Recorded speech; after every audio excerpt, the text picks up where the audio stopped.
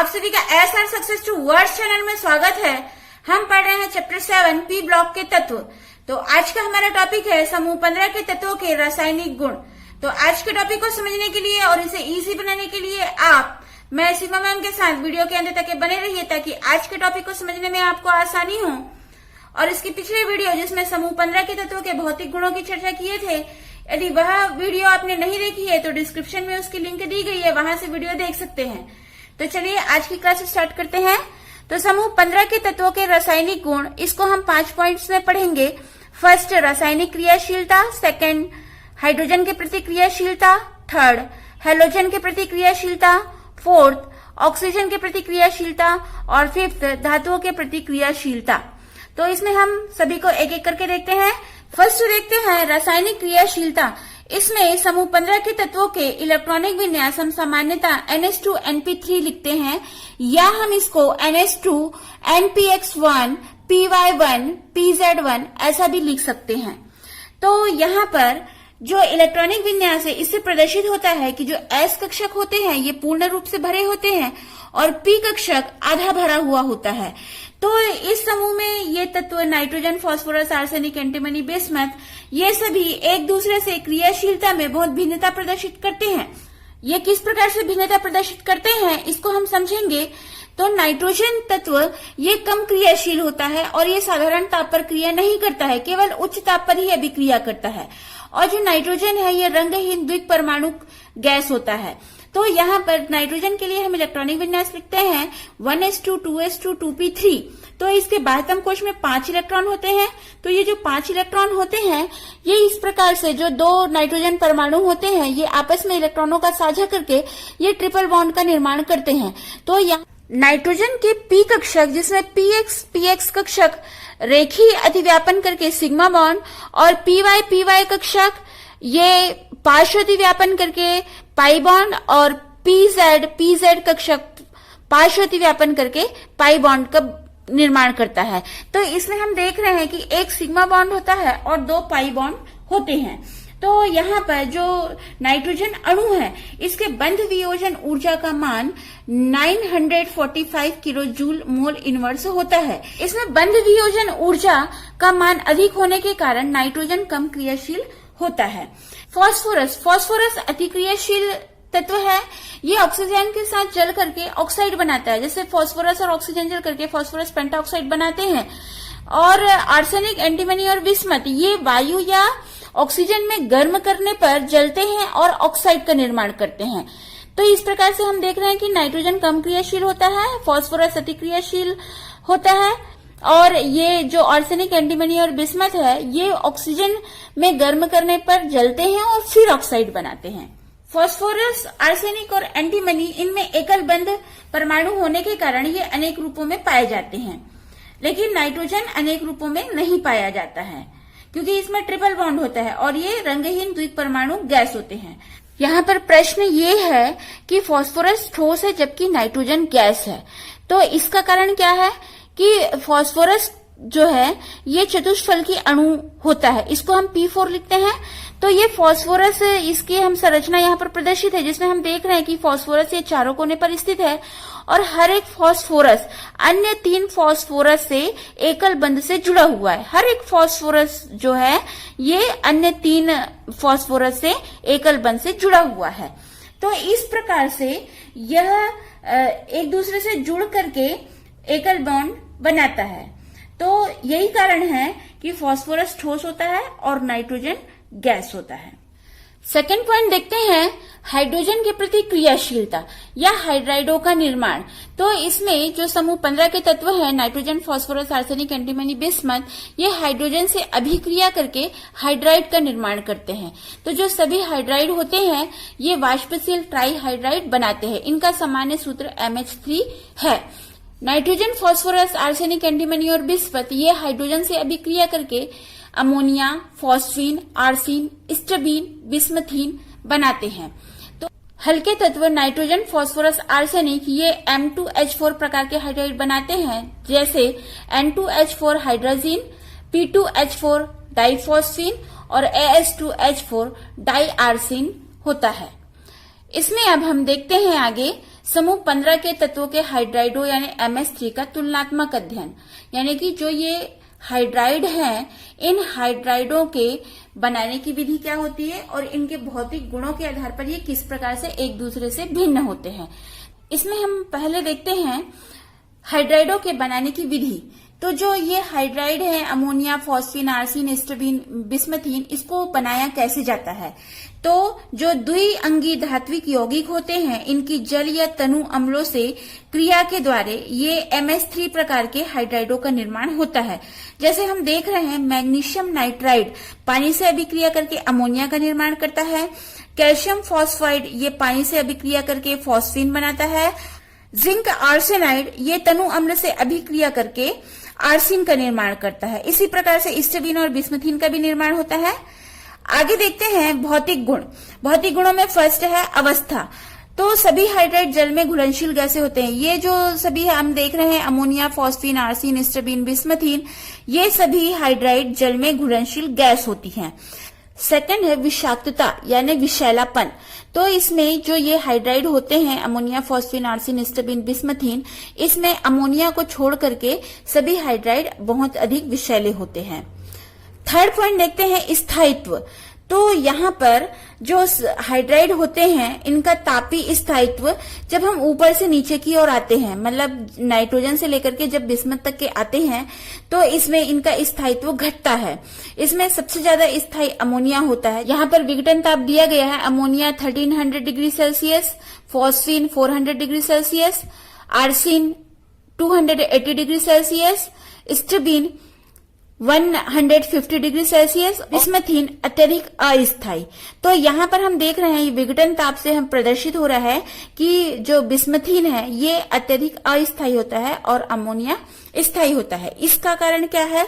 क्योंकि हम जब समूह में ऊपर से नीचे की तरफ आते हैं, यानी नाइट्रोजन से जब बिस्मथ की तरफ जाते हैं, तो हम देखते हैं कि इनका परमाणु आकार बढ़ता है और इनके परमाणु आकार बढ़ने से जो हाइड्रोजन इसे जुड़ रहा है, तो चूंकि नाइट्रोजन के पास सभी के पास बाह्यतम कोश में 5 इलेक्ट्रॉन होते हैं और इसमें सभी के पास जो है इनके पास 2-2 एकाकी इलेक्ट्रॉन युग्म रहता है, लेकिन इनका कक्षक का आकार बढ़ने के कारण इसमें MH बंध शक्ति घटती जाती है। इसलिए सबसे अधिक जो अमोनिया है, इसमें नाइट्रोजन का कक्षक सबसे इसका आकार छोटा होता है, जिसकी वजह से ये अधिक शक्ति से बंधे हुए रहते हैं। इसलिए अमोनिया सबसे अधिक स्थायी।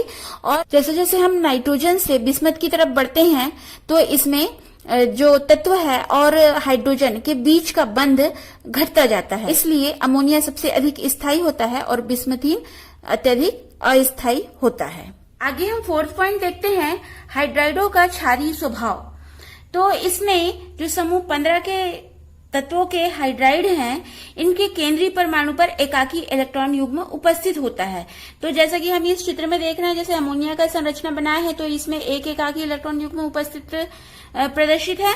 तो एकाकी इलेक्ट्रॉन युग्म उपस्थित होने के कारण ये जो है हाइड्राइड, ये लुईस क्षार की भांति व्यवहार करते हैं। जब समूह में ऊपर से नीचे की ओर, यानी नाइट्रोजन से बिस्मथ की तरफ, यानी कि अमोनिया से बिस्मथीन की तरफ जाते हैं, तो क्षारीय प्रभाव कम होता है।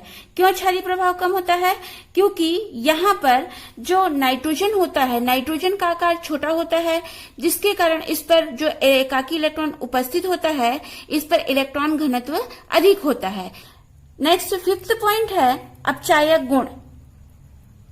समूह 15 के तत्वों के हाइड्राइडों का अपचायक गुण अमोनिया से बिस्मथीन की तरफ बढ़ता है। इसमें जो बिस्मथीन होता है, ये सबसे अधिक अपचायक गुण प्रदर्शित करता है। इसमें ऐसा क्यों होता है? क्योंकि जो अमोनिया से बिस्मथीन तक के तापीय स्थायित्व घटने से MH बंध की शक्ति घटती है, जैसा कि हमने थर्ड पॉइंट में देखा था और यहाँ पर भी हमने ये 6 पॉइंट में दर्शाया है। यहाँ पर विघटन ताप दिया गया है, तो इसमें हम देख रहे हैं कि जो तापीय स्थायित्व है ये घटते जा रहा है। यहाँ पर अपचयन क्षमता का क्रम हम देख रहे हैं कि अमोनिया सबसे कम अपचायक और बिस्मथीन सबसे अधिक अपचायक है। ऐसा क्यों होता है? क्योंकि जो अमोनिया है, अमोनिया में इसका जो केंद्रीय परमाणु है इसका आकार छोटा होता है और छोटा होने के कारण ये इसमें जो MH बंध की शक्ति है ये अधिक होती है, जिससे ये हाइड्रोजन को मुक्त करने की प्रवृत्ति इसमें कम होती है। लेकिन जैसे जैसे हम बिस्मिथीन की तरफ जाते हैं तो इसका आकार बढ़ता है। जब आकार बढ़ता है तो ये हाइड्रोजन को मुक्त करने की प्रवृत्ति बिस्मिथीन में अधिक हो जाती है। इसके कारण जो बिस्मिथीन होता है ये अधिक अपचायक गुण प्रदर्शित करता है। 6 पॉइंट है हाइड्रोजन बंध। तो समूह 15 के तत्व में नाइट्रोजन हाइड्रोजन बंध बनाता है क्योंकि नाइट्रोजन हाइड्रोजन की अपेक्षा अधिक ऋण विद्युतीय होता है और ये अधिक नाइट्रोजन के अधिक ऋण विद्युतीय होने के कारण जो अमोनिया है ये अंतरणुक हाइड्रोजन बंध बनाती है। लेकिन जो फास्फोरस, आर्सेनिक, एंटीमनी और बिस्मथ इसकी विद्युत ऋणता हाइड्रोजन के समान होती है, यानी हाइड्रोजन के लगभग बराबर होती है। इस वजह से ये हाइड्रोजन के साथ बंध नहीं बना सकते। जैसे कि हमको चित्र में प्रदर्शित है, नाइट्रोजन हाइड्रोजन के साथ हाइड्रोजन बंध बनाता है। अमोनिया हाइड्रोजन बंध बनाने के कारण संगुणित होते हैं, लेकिन जो इस समूह के अन्य हाइड्राइड हैं जैसे ये फॉस्फीन, आर्सिन, स्टेबीन, बिस्मथीन ये सभी ये संगुणित नहीं होते हैं।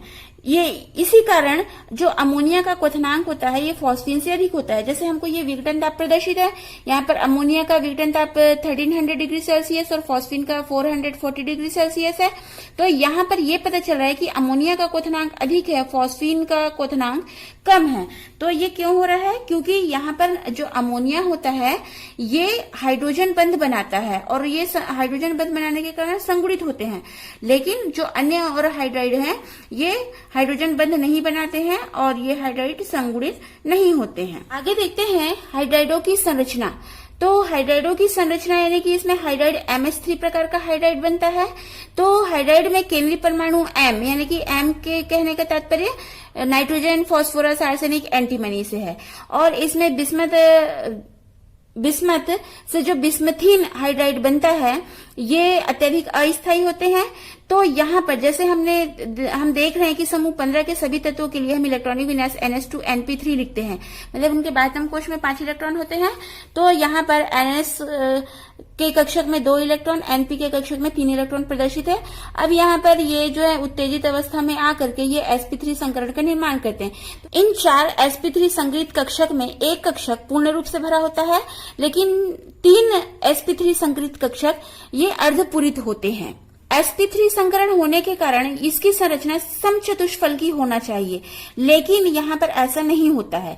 sp3 संकरण होने के कारण इसमें एकाकी इलेक्ट्रॉन युग्म उपस्थित होने के कारण इसकी संरचना समचतुष्फल की ना होकर के त्रिकोणीय पिरामिडी होती है, जैसे हमको यहाँ पर संरचना में प्रदर्शित है।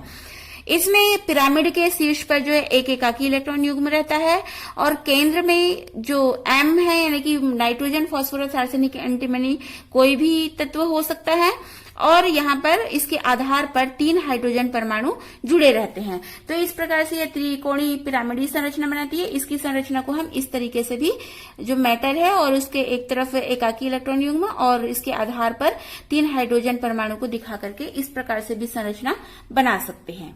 यहाँ पर हमने हाइड्रोजन के प्रति क्रियाशीलता में इनके जो हाइड्राइड बनते हैं इनके भौतिक गुणों को कंप्लीट किए। अब आगे देखते हैं जो हम रासायनिक गुण समूह 15 के तत्वों के रासायनिक गुण में 3rd पॉइंट देखते हैं हैलोजन के प्रति क्रियाशीलता।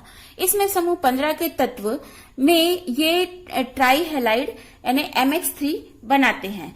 तो यहाँ पर पहले हम ट्राई हैलाइड के बारे में देखते हैं, फिर उसके बाद पेंटा हैलाइड की बात करेंगे।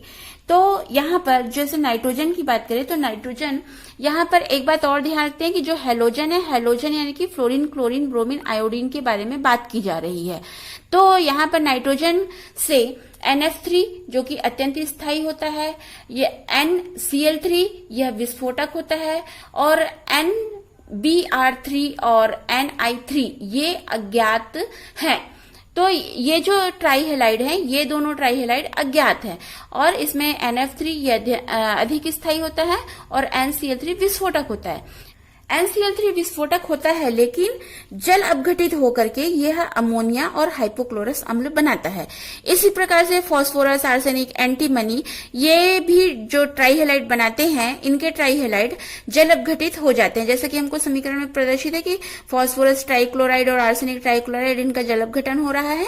तो इस प्रकार से ये फास्फोरस, आर्सेनिक, एंटीमनी और बिस्मथ भी के भी ट्राइहेलाइड जल अपघटित हो जाते हैं। अब हम पेंटाहेलाइड देखते हैं। पेंटाहेलाइड में नाइट्रोजन और बिस्मथ पेंटाहेलाइड नहीं बनाते हैं। क्यों नहीं बनाते हैं?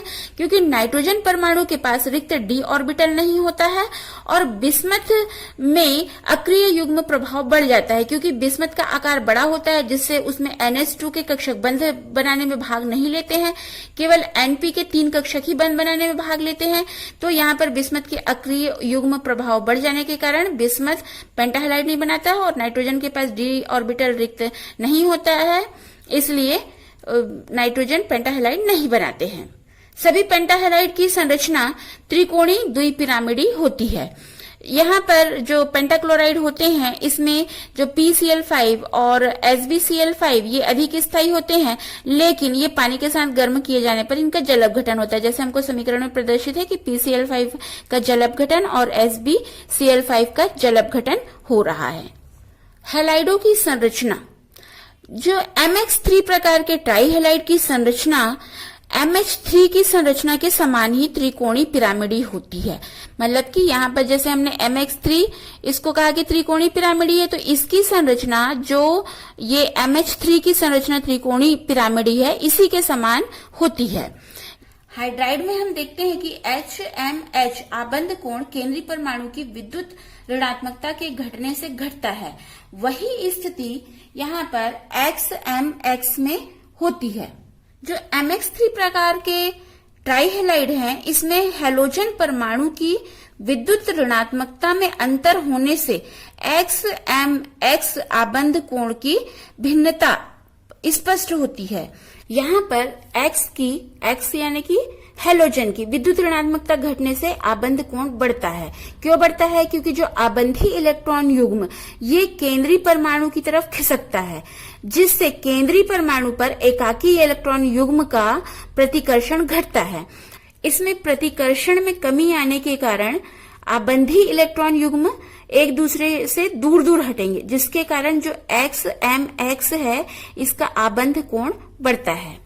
क्योंकि नाइट्रोजन में d ऑर्बिटल का अभाव होता है और बिस्मथ में 6s कक्षक में 2 इलेक्ट्रॉन के अक्रिय युग्म प्रभाव के कारण बंध में भाग नहीं लेता है, जिसकी वजह से नाइट्रोजन और बिस्मथ पेंटाहेलाइड नहीं बनाते हैं और सभी तत्व पेंटाहेलाइड बनाते हैं। यहाँ पर PCl5 की संरचना प्रदर्शित है। फास्फोरस का परमाणु क्रमांक 15, जिसके लिए हमने इलेक्ट्रॉनिक विन्यास 3s2 3p3 3d। तो यहाँ पर जो 3s के 2 इलेक्ट्रॉन है इसको कक्षक में भरा गया है और 3p के 3 इलेक्ट्रॉन को कक्षक में भरा गया है। तो यहाँ पर अब इसको पेंटाहेलाइड बनाने के लिए डी कक्षक की आवश्यकता होती है। तो ये फास्फोरस के पास डी कक्षक उपलब्ध होता है, जिससे यह sp3d संकरण बनाता है। तो यहाँ पर ये PCl5 की संरचना है। तो फास्फोरस पेंटाक्लोराइड की संरचना त्रिकोणीय द्विपिरामिडी होती है। तो यहाँ पर ये ध्यान रखना है कि जो फास्फोरस ट्राइक्लोराइड की संरचना ये त्रिकोणीय पिरामिडी होती है और जो फास्फोरस पेंटाक्लोराइड की संरचना ये त्रिकोणीय द्विपिरामिडी होती है। समूह 15 के तत्वों के रासायनिक गुण में 4th पॉइंट है ऑक्सीजन की प्रतिक्रियाशीलता। तो समूह 15 के तत्व ऑक्सीजन के साथ प्रत्यक्ष या अप्रत्यक्ष रूप से जुड़ करके ये विभिन्न प्रकार के ऑक्साइड का निर्माण करते हैं। सभी तत्व 2 प्रकार के ऑक्साइड E2O3 और E2O5 प्रकार के ऑक्साइड का निर्माण करते हैं। 5th पॉइंट है धातुओं की प्रतिक्रियाशीलता। समूह 15 के सभी तत्व धातुओं के साथ अभिक्रिया करके द्विअंगी यौगिक बनाते हैं, जिसमें इनकी ऑक्सीकरण अवस्था -3 होती है। जैसे उदाहरण है calcium nitrite, calcium phosphite, sodium arsenide और जिंक एंटीमोनाइड और मैग्नीशियम बिस्मथाइड। आपको वीडियो पसंद आई तो लाइक कीजिए, शेयर कीजिए और मेरे चैनल को फर्स्ट टाइम वॉच कर रहे हैं तो सब्सक्राइब कीजिए, बेल आइकन को दबाइए ताकि वीडियो की नोटिफिकेशन आपको सबसे पहले मिले। और आपने सब्सक्राइब किया तो आपका थैंक्स, और जिन्होंने करने वाले हैं उनको भी थैंक्स। यदि आपने सब्सक्राइब नहीं किया है तो प्लीज़ सब्सक्राइब कीजिए। आपका एक सब्सक्राइब मुझे मोटिवेट करता है आगे वीडियो बनाने के लिए। और इंस्टाग्राम पर सीमा साहू 179 को फॉलो कीजिए। Thanks for watching this video.